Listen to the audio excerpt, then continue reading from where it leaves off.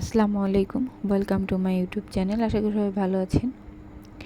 আজকে আপনাদের সকাল সকাল আমি প্রাকৃতিক দৃশ্য দেখাতে নিয়ে আসলাম। মানে এটা দেখার পর আমি ভিডিও না করে আর পারলাম না, আমার কাছে খুব ভালো লাগছে, তাই ভাবলাম আপনাদের সাথে একটু শেয়ার করি।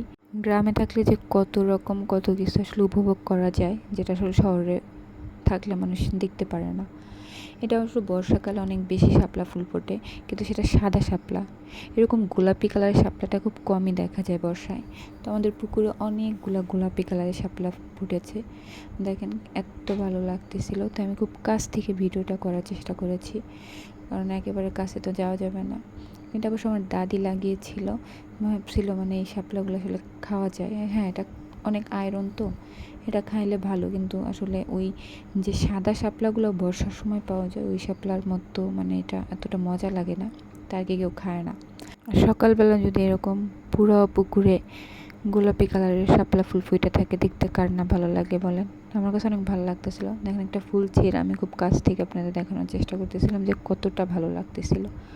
আমার কাছে অনেক বেশি ভালো লাগতেছে, কারণ আমি এইভাবে মানে ফুলগুলো দেখি নাই এত কাছ থেকে। শুধু আমাদের পুকুরে যখন হয় তখনই আমি দেখতে পাচ্ছি, আগে আর কি আমি দেখতাম না।